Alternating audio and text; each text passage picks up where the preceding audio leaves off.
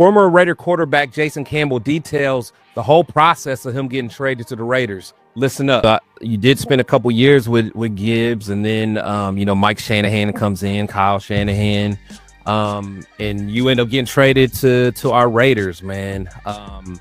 What was going through your mind, during that? Did you, were there any whispers that they were looking to move you, or did you want to be moved, or kind of what?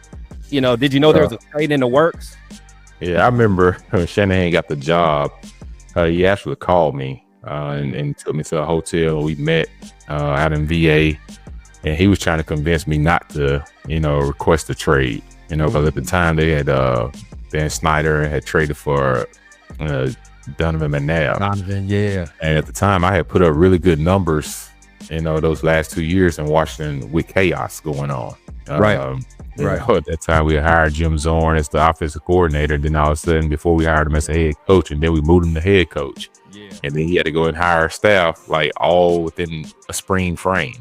Then 2008, we started off with 6-2 and had a chance to be 7-1, and missed the playoffs that year. But then the next year, we lost our starting runner. We lost Portis. We lost Santana Moss, was injured a lot. We lost a lot of offensive line. Like, there was guys I literally was looking at in the huddle that I didn't see in training camp, mini camp, any time of the year. Because what's your name, man? I don't even and these dudes out here blocking my blind side, and we're going to get Marcus Ware and Strahan at Giants and stuff. People just think you're supposed to work miracles and all that type of stuff. Like, man, this is National Football League. Like, there's a reason these guys are who they are.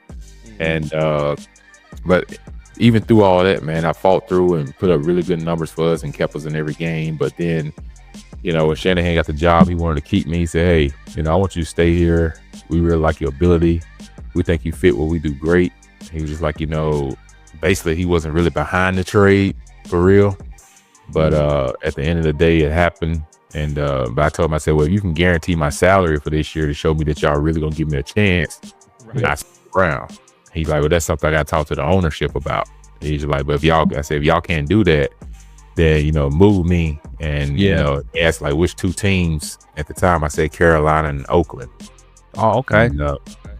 And the reason Oakland came up was because the young talent they had. I knew Oakland was big. They was fast at receiver position. They had a running back, Darren McFadden and Michael Bush. And I was like, man, they got two really good running backs.